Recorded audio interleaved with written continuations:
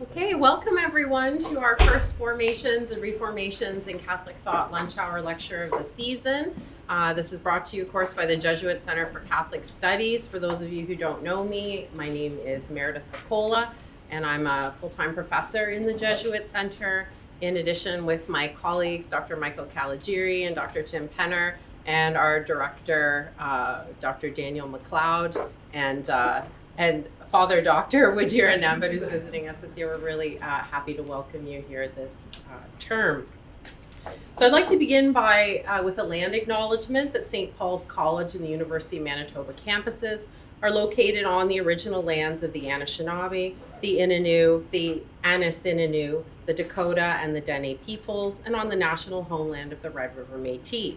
Our center respects the treaties that were made on these territories. We acknowledge the harms and mistakes of the past, and we look forward to and dedicate ourselves to moving in partnership with Indigenous communities in a spirit of reconciliation and collaboration.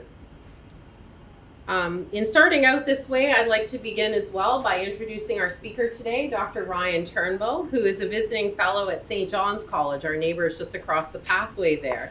He serves also as the Diocesan Discipleship Developer in the Diocese of Rupert's Land, and he holds a BA and an MA in Theology from Providence University College and Theological Seminary, as well as a PhD in Theology and Religion from the University of Birmingham. His recent doctoral dissertation, entitled Haunted and Held, A Christian Theology of Place, derives from his deep interest in the intersections of theology, decolonization, ecology, place, and friendship. It's always wonderful to meet a fellow kindred spirit here on campus and someone who's also a neighbor as well. And so please join me in welcoming Dr. Ryan Turnbull today for his talk entitled Hearing God Here, Revelation, and the Phenomenology of Place. Thank you. Well, thank you, everybody, and thank you so much for having me here. It's a real pleasure to be here. I have a kind of an intellectual crush on the Jesuits, and as I was preparing for this lecture, I actually texted my wife and said, have I made a terrible mistake by not being Catholic? So I come to you very much as a friend and admirer. I was recently reading Pope Francis's Apostolic Constitution on Ecclesiastical Universities, entitled Veritatis Gaudium, of course, as one does, when I came across this invitation from Pope Benedict that's quoted in there.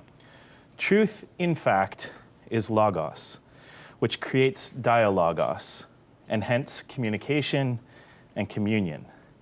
This truth, this logos, is God's word that goes forth, creating, revealing, saving, and demanding of us a response.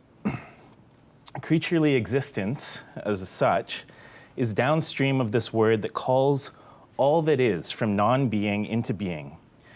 And it is in response to this call that we live and move and dialogue as we learn to go on in the world. What I want to speak with you about today is the way that our dialogos, or dialogue, our creaturely response to the divine call, helps us understand what it is to be in place. Pope Francis notes in Laudato Si that the entire material universe speaks of God's love, his boundless affection for us.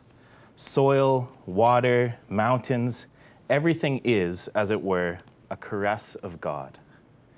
The history of our friendship with God is always linked to particular places, which take on an intensely personal meaning. We all remember places, and revisiting those memories does us much good. This is maybe my favorite line in everything that Francis has written. Our dialogue, our creaturely response to the divine call is not limited to humans, though we perhaps have a unique priestly role in offering it back to God in worship. Yet this dialogue, the relationships that it entails, whether between creatures or between God and creatures, is, as Francis insists, necessarily tied to particular places. For we are always somewhere when addressed, and it is only from there that we might respond. But here we encounter some difficulty, for place, as traditionally understood, is limited and limiting. Place, as far back as Aristotle, has been understood as that which contains, like a vessel or a receptacle. It contains material bodies. But according to Benjamin Morris, Aristotle identifies two different types of containing.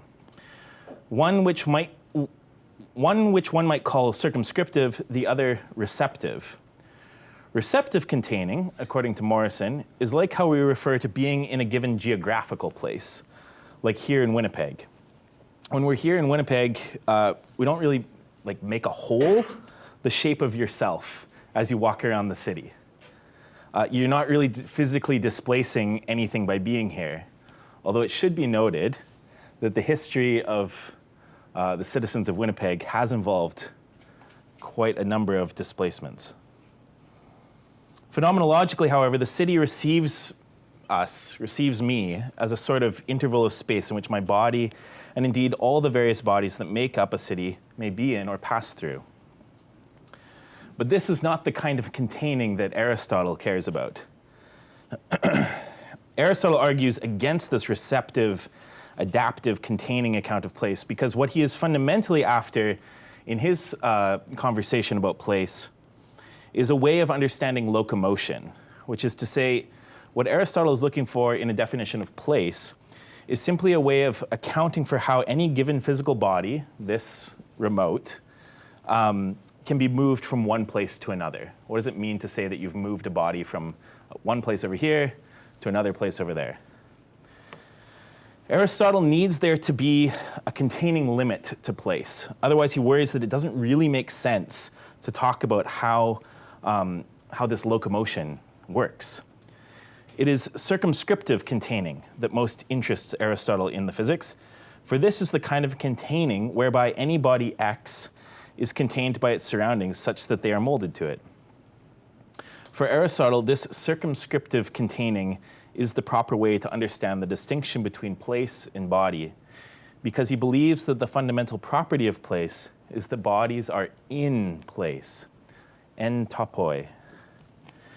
To understand why Aristotle insists on inness as the fundamental property of place, it is helpful to understand a bit about a key aspect of Aristotle's philosophical method, a doctrine known as the polacus legumina, or things said in many ways. A characteristic rhetorical strategy Aristotle uses in his work is to consider how it is that we typically say something, and then question whether that grammatical construct is illuminative of the way the world is. This isn't just a casual observance of the way words run. Rather, Aristotle closely examines all the various meanings and uses of a given word or phrase, and then tries to give some account of how they're all related. In this way, Aristotle believes he can sometimes show that the various usages of a word do not simply arise by chance, but are in fact systematically related to each other. If they indeed are, then Aristotle can suggest a sort of guiding meaning of a given word that in some ways governs all the other usages of that word. So he observes that it is often said of something that it is en topoi, which is Greek for in place. Aristotle gives quite an exhaustive list of examples of the various ways that things can be in other things, but he finally arrives at the conclusion that most properly of all, things are in as something is in a vessel, and generally in a place. So he basically has some sort of kind of a cup idea. All the ways Aristotle suggests of being in name various relations which hold between two things, x and y, such that x is said to be in y. But for Aristotle, it is the final relation, the locative sense of being in, that is determinative for all the other relationships named above. Now, as Morrison observes, on the one hand, Aristotle does not exhaust the various ways we might say in, and on the other hand, it seems that with enough creativity and effort, one could suggest that every relationship is an in relation, given the diverse examples Aristotle deploys. Yet because of the nature of Aristotle's inquiry into the necessity of place for understanding locomotion, it is the locative sense that is highlighted as being most fundamental. So the question that he's trying to answer ends up kind of determining what the answer to that question will be. This locative sense of being in is determined by the metaphor of being in a vessel. And this ultimately privileges the circumscriptive sense of containing as being integral to the locative sense of in, which then for Aristotle governs his overarching understanding of inness regarding all these relations. So essentially, for Aristotle, it's about drawing a line around something. That's what it is to be in. But I think we could apply Aristotle's own method against himself to challenge this strict circumscriptive account of place that he ultimately arrives at. The various relations that he names do seem to have a locative function to them, if not strictly spatial. The in relation does at least name how X phenomena relates to Y circumstance in an intelligible manner. Indeed, in here names the structure of intelligibility between two things that allows us to know what kinds of things they are at all. Yet while this in relationship can sometimes be understood by metaphorically establishing a boundary that contains it, just as easily we might draw a metaphorical line, a line of dialogue perhaps, between X and Y that establishes an in relationship while still performing a locative function. So instead of drawing a circle around something, just connect them by a line. Aristotle seems to privilege the circumscriptive containing of the vessel metaphor as a way of securing the distinction between a body and its place as a separable relation to account for his primary interest regarding locomotion. But by structuring the inquiry in this way, Aristotle perhaps artificially limits himself to understanding inness as being primarily a bounded reality instead of a relational and at times even reciprocal phenomenon that can still perform a locating function even without relying exclusively on boundaries to accomplish this. So with Aristotle, I want to affirm that being in is crucial to the idea of place, and that the locative function of in is indeed useful for understanding how the in relationship works, but I go a different direction from Aristotle by suggesting that this is better understood within the framework of communicative networks, rather than thinking in terms of vessels and physics. By refocusing on these lines of communication, I think we can arrive at a more constructive account of place that affirms the relationship between bodies and place in more relational terms that can better account for the way place functions as a seat of relations that are constituted by the various divine and creaturely communications that make up the created order. All right. So now let's turn to some more contemporary philosophers. We now have a concept of place whereby we are held in place not by some circumscribing boundary that determines an in and an out, but rather by lines of communication between us and the world. But what have we gained by reinterpreting what it means to be in place in this way? To answer this, I want to spend some time thinking with three philosophers: Jean-Louis Chrétien, Michel de Certeau, and Donald Davidson. Each in their own way are concerned with the possibilities and perils of dialogue as a way of making our way in the world. First, let's turn to Chrétien. Chrétien, a Catholic philosopher from France, once asked, "How far does our hospitality go? How far can it go? What can we welcome in and gather in, and how?" For Chrétien, these questions about the possibilities and limits of hospitality led him to consider the phenomenology of language. He turns first to the creation story in Genesis and finds there that the first humans were given the task of naming the animals. But yet nowhere does it suggest that Adam is first given the gift of some original language by which they might accomplish this. Instead, they must make their own way, responding in all their finitude and failure towards descriptions of the world that both welcome it in and, more worryingly, exercise dominion over it.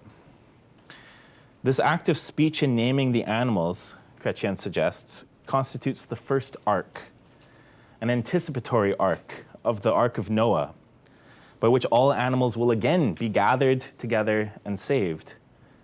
But in this first ark, this proto-ark of speech, the creatures have been gathered up and drawn into a relationship with Adam, thus constituting for him a world and a place for humans within it.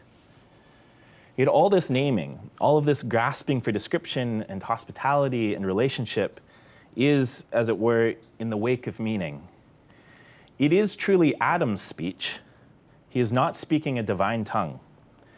Yet Adam's speech is a response to a world that is, as Chrétien describes it, heavy with speech. As Chrétien says, the world itself is heavy with speech. It calls on speech and on our speech in response. And it calls only by responding itself already to the speech that created it. For Chrétien, as for Pope Benedict, our world is structured by the word, the logos, that gives rise to dialogue. We are thrust into this world that is heavy with speech, but we have to make our own way in it. How do we go on? Well, how about with charity, with hospitality, and crucially, expecting to fail often? It's worthwhile here to turn to our next philosopher, Donald Davidson, who, though not a particularly religious man, articulated a hospitable philosophy of language that I think is eminently livable for those of us who find ourselves thrust into the here and now with the expectation that we must learn to graciously respond and go on in the world. A key aspect of Donald Davidson's thought is his emphasis on dialogical exchange as essential for the very possibility of knowledge as such. In his essay, The Three Varieties of Knowledge, Davidson writes, "What is certain is that the clarity and effectiveness of our concepts grows with the growth of our understanding of others. There are no definite limits to how far dialogue can or will take us." To understand why Davidson stresses the dialogical in the work of understanding, it is helpful to focus on the particulars of what he calls triangulation. Davidson develops his concept of triangulation in two important essays, The Three Varieties of Knowledge and The Second Person. In The Three Varieties of Knowledge, the three varieties of knowledge that Davidson seeks to understand in that paper are first self-knowledge. What do I know? Knowledge of the world, so external knowledge, and knowledge of other minds. What do you know about the world? He observes that, of course, all three varieties of knowledge are concerned with aspects of the same reality. So we're in a shared world. We're trying to talk about the same stuff. Where they differ is in the mode of access to reality. Davidson understands that these three varieties of knowledge are non-reducible. They cannot be accounted for by suggesting that one or the other of these types of knowledge may be subordinated to any of the others. So to account for these three varieties of knowledge, Davidson introduces his concept of triangulation as a way of explaining how it is that these three varieties of knowledge are interrelated. He notes that it is in the sharing of reactions to common stimuli that thought and speech gain meaningful content at all. This can be understood as a form of triangulation. Each of at least two people is reacting differentially to sensory stimuli streaming in from a certain direction. If we project the incoming lines outward, their intersection is the common cause. If the two people now note each other's reactions, in the case of language, verbal reactions, each can correlate these observed reactions with his or her stimuli from the world. The common cause can now determine the contents of an utterance and a thought. The triangle, which gives content to thought and speech, is complete. But it takes two to triangulate. Two, or of course more. So to demonstrate how this works, I could draw your attention to this pencil that I have in my hands. And then you might point out back that this is not in fact a pencil. What is it? It's a marker. Somebody else says a Sharpie, right? So here we're like having this exchange where I'm looking at this thing, you're looking at this thing, I'm talking about it, I'm saying things about it that you're like, that's not quite right, and you're correcting me, and then I'm noticing, oh yes, in fact you are correct, right? And we're having this kind of triangulating exchange where I'm responding to you, you're responding to me, and we're all kind of responding to this thing. And through this process, we're doing this constantly with our whole world. And through this process, we begin to kind of have some level of assurance that I know what I'm talking about, I know what you're talking about, and we know what this thing is in the world. Davidson's insight here is that it is not language that means. It is people that mean things with language. And this is arrived at discursively. In other words, for Davidson, there is very little that we necessarily need to know in advance in order to still reliably communicate with others about the world, and indeed come to know things about the world and what other beings think about that world. Through an ongoing process of dialogical exchange, we will eventually triangulate a shared understanding of the world that allows us to go on. This process of triangulation can be seen as a late development in Davidson's overall project that he calls radical interpretation. For Davidson, a radical interpretation is a dialogical act of charity by which language users are able to make sense of what others have to say, even despite various semantical or grammatical errors or the use of malapropism. Right? Like the fact that I got it wrong here didn't actually break down communication. We were able to keep going on. You probably have friends who get common sayings wrong all the time, common idioms. That's malapropism.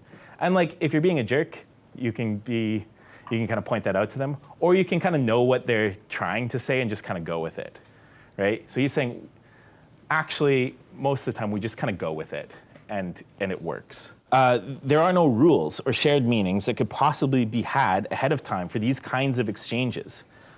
Yet, insofar as the conversation is able to go on, there's nevertheless a sort of passing theory at work in the acceptance of meaningful content back and forth. So you just kind of like put out a kind of a theory of how these words are supposed to mean, and if people kind of say yes, does anybody do improv? Have you ever done improv? In improv, there's this like yes and principle, where you're supposed to kind of receive from somebody what they're doing in the scene, and then you say yes to that, and then you build on it, and you're really not supposed to kind of like block it down. For Davidson, that's kind of like how language works if we're acting charitably to one another. And we don't actually need to know the rules in advance to keep this going. There's no such thing for Davidson as a language, actually. All we have are idiolects, individual kind of attempts at communicating. There's nothing to be learned, mastered, or born with. As we saw in Chrétien's description of Adam's original condition, language arises pragmatically in our attempts to navigate the world. So he concludes that it is only through the interaction of at least two language users that there can be any evidence or basis for believing that particular usages of language mean or refer in any particular way. It is on the evidence of the success of the ability of two language users to go on, as it were, that we have an ability to say that particular instances of language mean this or that. Indeed, for Davidson, this insight about the dialogical nature of language actually extends to the content of thought as well. He concludes, belief, intention, and the other propositional attitudes are all social, in that they are states a creature cannot be in without having the concept of intersubjective truth. And this is a concept one cannot have without sharing and knowing that one shares a world and a way of thinking about the world with someone else. So now that we have a sense of what is at stake in Davidson's account of triangulation, let's return for a moment to consider what it means to be in place.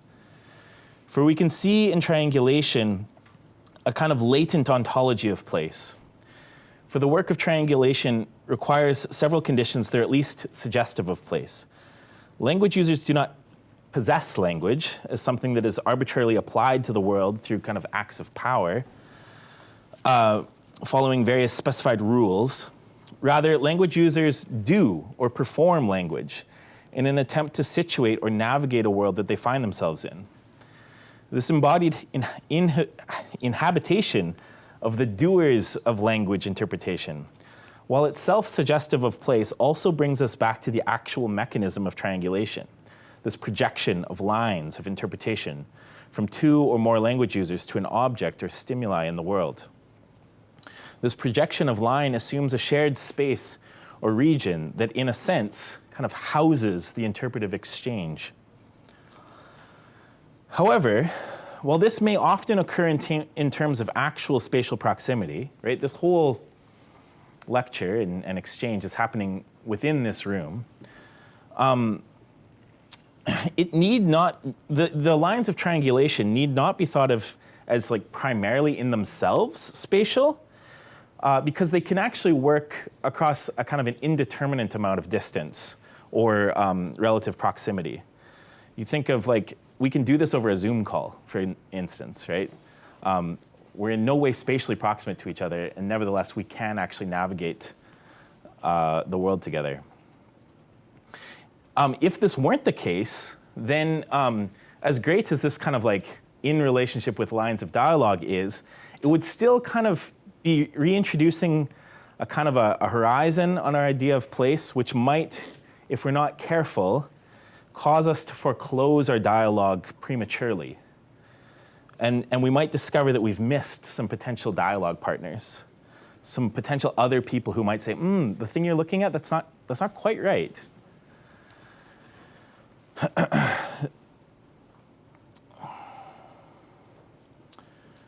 Most importantly, triangulation provides a way of conceiving of place as a product of conversation or dialogue.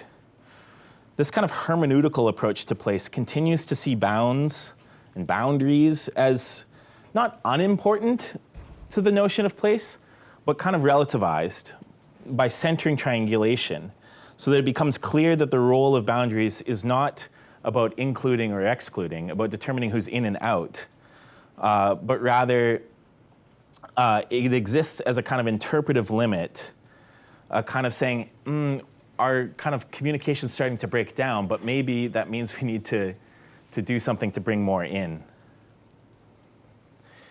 Davidson says that there are no definite limits. There's just pragmatic ones to how far dialogue can or will take us. The deep connection between place and understanding or interpretation is, in the final analysis, a dialogical or conversational reality that makes room for us to go on in language and action.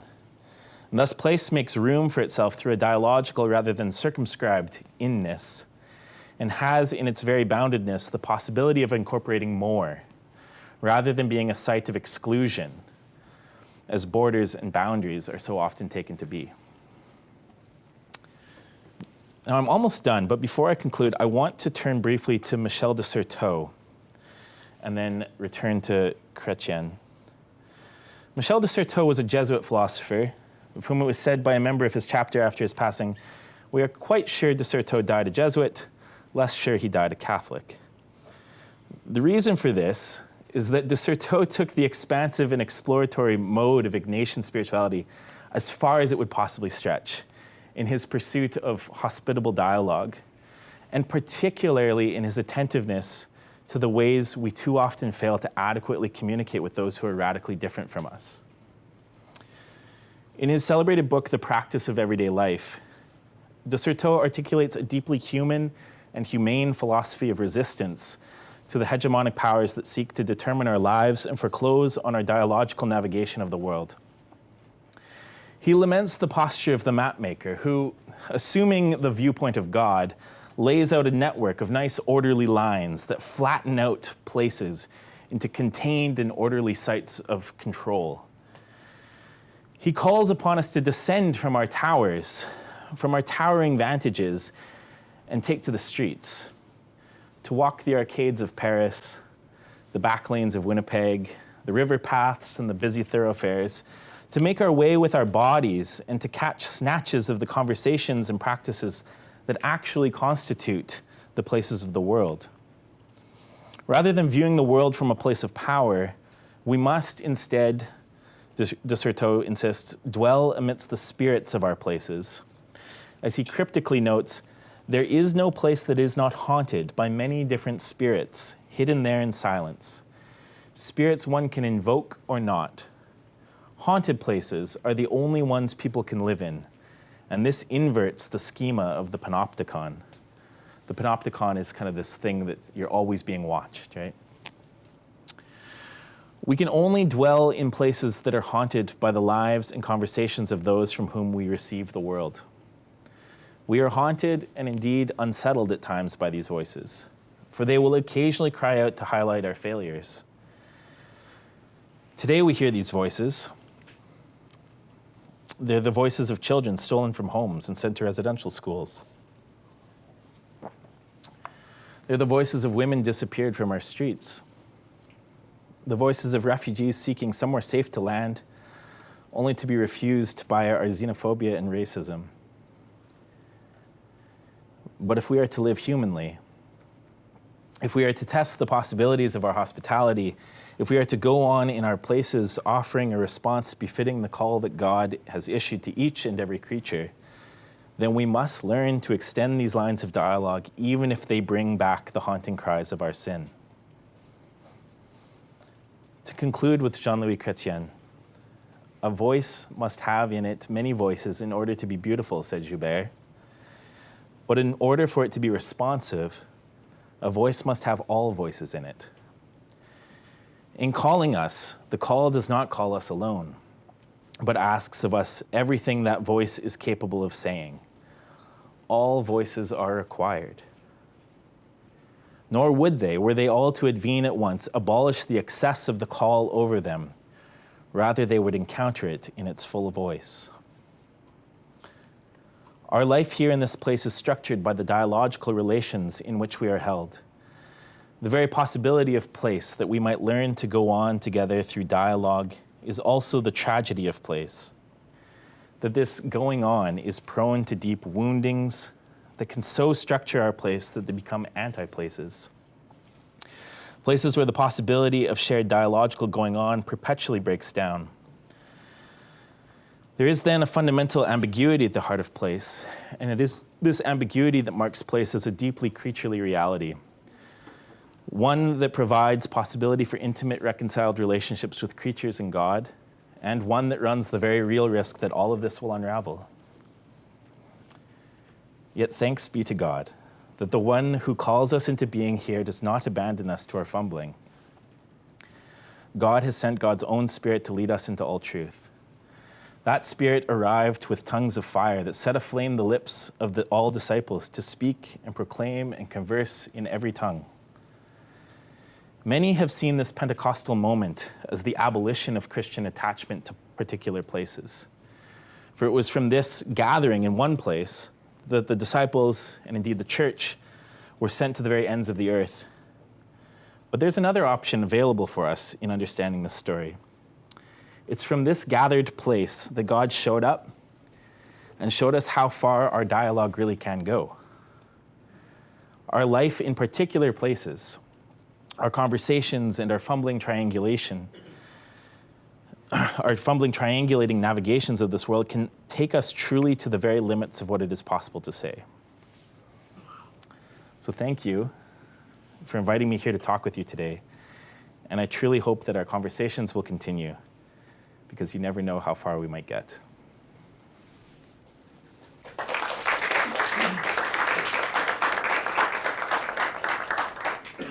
Thank you so much, Dr. Turnbull. I'm cognizant that some people maybe need to squeeze out before the 1 o'clock classes, but we do have the opportunity now if you have comments or questions. Keep in mind that spirit of all voices, that it's okay to sort of ask a comment or something you'd like some clarification on, and kind of keep this discussion going for a few minutes. Yeah, so I'm interested in all the ideas of dialogue or triangulation, or kind of working on this shared idea of understanding, and the interesting stuff of the Ignatian spirituality just made me start to think of these ideas. First, that ultimately, if you have a radical sense of openness to other people or other things or other experiences, that in the end, actually, Ignatian spirituality doesn't want that. It kind of says have an openness, but as far as if it's helpful to you, use it. But if it's not helpful, if it's encumbering you, this dialogue or these experiences of other people, you've got to Jesuit indifference. You've got to leave it and then move away from that thing. So I'm not sure whether making any sense. But like the idea of like kind of an open radicalness being like or radical openness as opposed to like kind of functioning openness to other people or other ideas. Yeah, that's a really good point. So Certeau has this book that was published after he died called Heterology. It's the study of the other. And he was really interested in like these French travel stories from the early modern period, and how, for example, Montaigne of cannibals, right, tells the story about these Brazilian cannibals and what they're like and but actually, if you read this essay by Montaigne, like it's pretty clear almost immediately that he's not talking about anybody from Brazil. He's never met anybody from Brazil. What he's talking about is like a whole bunch of references to classical antiquity, right? Like he's just citing, he's like layering up all these references to the past to try and make sense of the new. And I wonder, and so the Certeau, as this kind of like proto-anthropologist kind of guy, he's thinking like, you know, this is a basic problem of anthropology, is that when we think we're, you know, coming to know the other, we're not. We're actually just like projecting a bunch of stuff onto them and then knowing that about them. And so the trick is to try and like let them speak for themselves. So I wonder if like part of the letting stuff go is actually like letting that part go, and seeing if it will like open up new horizons for you to kind of keep going. I don't know. Yeah, no, that's true enough. Yeah. Okay, I'm an anthropologist, so I got to take that up. But I'd say that we would tend to say that about archaeologists, especially male archaeologists, who project their life and their ways of being into whatever the material is that they recover. Absolutely. But I enjoyed your talk in a way, like I didn't know about the history and so forth. But we have at St. Paul's College an affiliated member, Dr. Gabor Csetegi, who's a philosopher, and he's interested in phenomenology. And he wrote a book, his most recent one, I think it's his 7th, called In Vivo, in which he has particular chapters on our reaction to particular incidents that are meaningful. So for example, how a piece of music can really move you, or a beautiful sunset can move you, and essentially make a connection between you and how it moves you. But so it's quite an interesting thing, but I never thought in this sort of this dialogue about what you think is moving you, because you can attribute it to many things, and he attributes it perhaps to God, but I never thought that the same phenomenon could be done until you spoke about walking the streets of the North End, for example, and what you see there in terms of the human condition and what that does to you. That essentially is a communication of the type that you're describing. So thank you for that. That gave me some insight. There's a whole kind of section. This is a highly adapted version of a paper that I published recently called Place and Communicative Bodies. And in that paper, I talk more about something called hylosemiotics, which is a way of kind of thinking about how like all matter has a kind of a sign capacity to it, and that perhaps this triangulating thing that so for Davidson, it's pretty clear that this is like between human language users, but I think there's reason to suspect that we can at least do this with animals, if not maybe more. Like that there is something kind of like communicative about the entirety of the created order, and that these kind of like lines of dialogue might be going in even more directions than we suspect. So while there's a justice direction that you can take this, there's also a kind of an ecological direction that you could drive it as well. Just a small question regarding dialogue. All these philosophers seem to be coming out of the time prior to the internet, and I was wondering if we can, sometimes we were talking about dialogue and something like place and everything, that's how I understood this talk. I wonder if we can say that, hey, maybe having a dialogue online and a true dialogue, does that kind of create a place there? Is that kind of the same thing? Am I on the wrong track? No, I think you're right, and I'm like still thinking about how that might work. I was more optimistic about that, not even that long ago, but I've been more recently thinking a little bit more about like kind of the unseen dimensions of kind of like the way algorithms structure how we know. So like particularly after this last election, and just like the worlds of unreality that people got wrapped in, and like what they think is true about the world because of what the internet, you know, the communications that they're receiving. And so like, are there ways to kind of build an internet that would make possible this kind of communicative space? I think so, and I think that was like the utopian vision of the early architects of the internet. That's been hijacked, I think, by kind of platform builders. And so that kind of points to the fact that like, yes, there's this potential of the internet to build kind of places of gathering and conversation, but also to kind of create these like dystopian anti-places where communication is like constantly being shut down, constantly being like misdirected and misconstrued, and just promoting like profound misrecognitions of one another and the world. So I need to think more about that, but I think that would be maybe a direction to go on that. Yeah. So I have a question about like a potential challenge for allowing dialogue to take place, and that is to what extent does dialogue become less effective given a situation where two people have very different views on the topic? Like, for example, I've engaged in dialogue with some people who have very different opinions from me, and there's a back and forth, and eventually we get to a point where, okay, we just agree to disagree. Yes. And is it possible to even move the conversation forward at that point? Yeah. So that like, I read a really great book recently called After Method. It's about kind of like theological method and why different kinds of theologians can't make sense of one another. It's around this idea of incommensurability, right? The way I talk about something and the way you're talking about something just like do not connect up at all. And we've all had this experience. I used to lead a Bible study at the Madison downtown, and you know, folks had various levels of mental health issues there. And one particular day, one woman kind of like accused me of something that I'd said, which I hadn't said. And I was like, I'm not sure what you mean. Can you say more about that? And she just said, you know. I didn't know, right? But like, and there was like, you know, something medical going on, but like that actually happens quite a lot in our conversations. So I think particularly Chrétien and Davidson are both quite cognizant of the fact that our communication breaks down all the time. Davidson seems to think that like this doesn't pose that big of a challenge. We can eventually overcome it. Chrétien's probably more pessimistic about that because I think he has a more robust doctrine of sin. So he says like our words are always like wounded and finite. And so he eventually will go to kind of thinking about like how silence can be communicative too.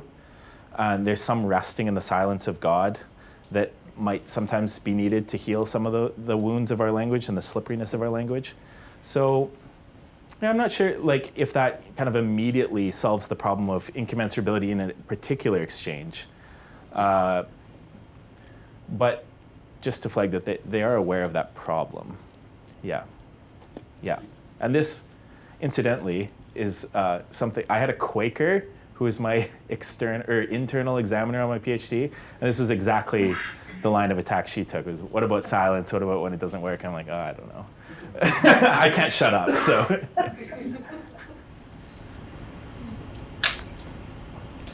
Yeah. Thanks for your talk. I missed the first little bit.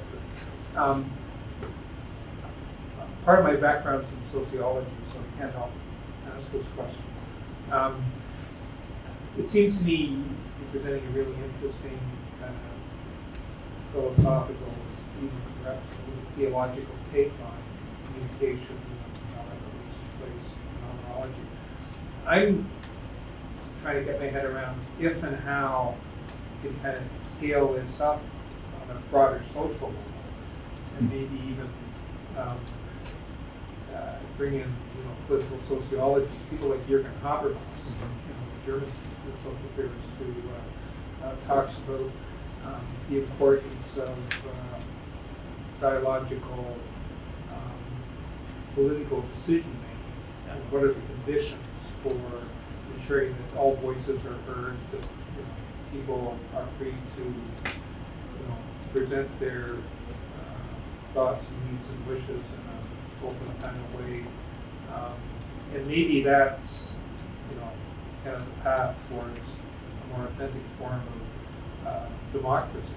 Yeah. And it's really easy to get terribly depressed about these days. You just have to pick up the news, and, what's going on south of the border, misinformation, alternative truths, and all that stuff. It's interesting comments made with the internet. That's really interesting practical example too. But I don't know if this is something you explored or Yes. something that might be interesting to pursue for some of us to think about how we can scale this up and use the Habermasian approach to think about how some of this stuff might give us a better social outcome. Yeah, so that it actually constituted like the last half of my thesis was going to, I thought, okay, well, what's going on here actually is like a bunch of recognitions and misrecognitions. And so I kind of engaged the politics of recognition stuff, which is a very kind of Canadian political philosophy that has kind of undergirded a lot of our multiculturalism and democracy. But I really honed in on the kind of the indigenous kind of refusal theorists. So folks like Glenn Coulthard and Leanne B. Simpson and Audra Simpson, these folks, a lot of whom were students of a guy named James Tully. So Charles Taylor writes The Politics of Recognition and kind of like gives this kind of dialogical kind of account of how we can start kind of recognizing each other's rights, and over time that will create a more just and more inclusive society.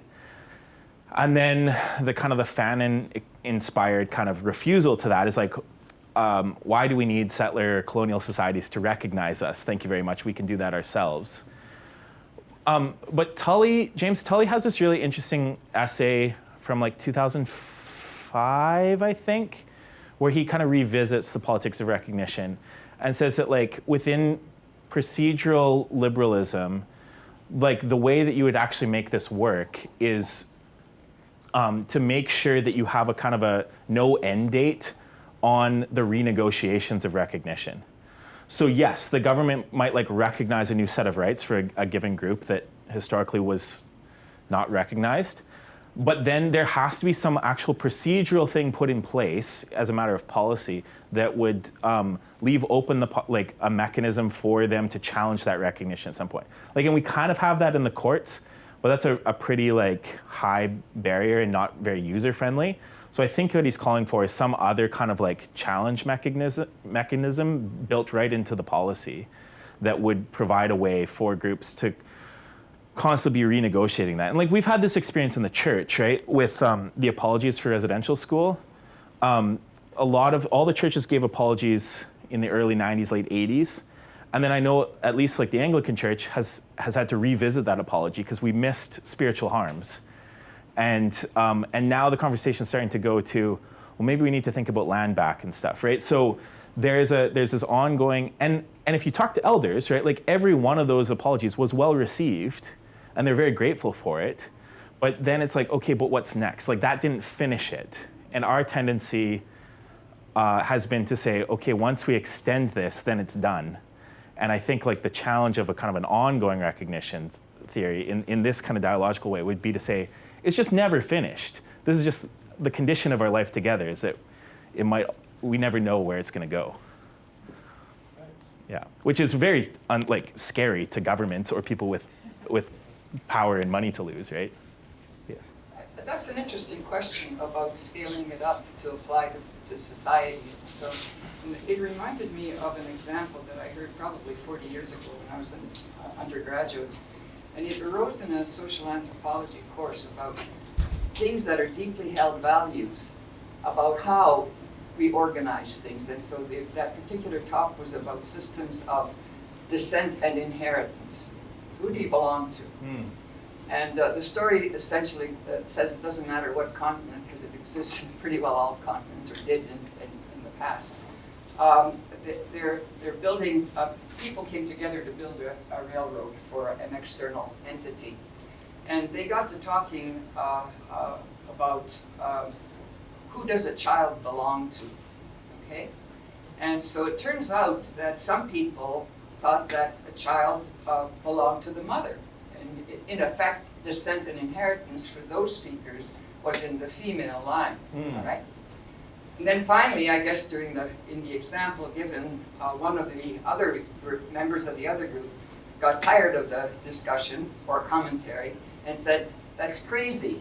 I got a bag and I put a coin in it. Who does the coin belong to, me or the bag? Okay, that's a patrilineal society member. So it gives you insight into, for the anthropologist, about systems of inheritance and descent and the attitudes that go with it. But whether you can actually legislate which of those attitudes should prevail, let's say in a modern society where we choose a particular way, legal system and so on, I think that that becomes more difficult to reconcile. Yes. So it really is an issue for pluralistic societies where we have some very deeply held values. We can modify some of them, but others are more difficult to modify. Well, yeah, and this is where like the full force of the kind of refusal theorists lands, is because they'll point to Supreme Court decisions around like land claims and stuff. Most recently, I think in 2022, there was a BC Supreme Court decision where Justice Kent said, like, we must reconcile ourselves to certain harsh realities. And the context is, he's like, yeah, doctrine of discovery, that was BS, all this kind of stuff. Nevertheless, like, we're just in this regime now, and you're gonna have to get used to it. And so they fully threw off the legal fiction that undergirds the whole thing, and it didn't matter, right? Because at the end of the day, the kind of like the powers that are, and because what the Supreme Court can never do, right, is like cut off its own authority, because then their statements can't do anything, right? So they can never find that the Crown is somehow an illegal entity. And so there's always going to be a limit to like that legal mechanism for kind of asserting Indigenous title in that particular set of, and I think there's like other pressure points in our societies. And so what Tully is kind of calling to is like, how do we design systems that like by design would have a kind of a radical way of doing that? Like Canada has not yet done that. And maybe it's not possible, but I mean, the work of living together isn't finished, right? So. And I think we've just come to the end of our hour, so we've got a small token of our record. Hopefully you can wear it over across the street. Thank you so much. Please join me in thanking Dr. Ryan Turnbull again for his talk today. And just by way of an announcement, our next lunch hour lecture series is March 12th. And we're having Linda Stout, who was the Director of Education for London District School Board. She's from Windsor, but she is one of the few voting lay women on the current Synod of Bishops. And so she's going to come and talk about that and the process of synodality in the Catholic Church. So that's the next one to keep in your diary. But please join me again in thanking Dr. Turnbull. Thank you.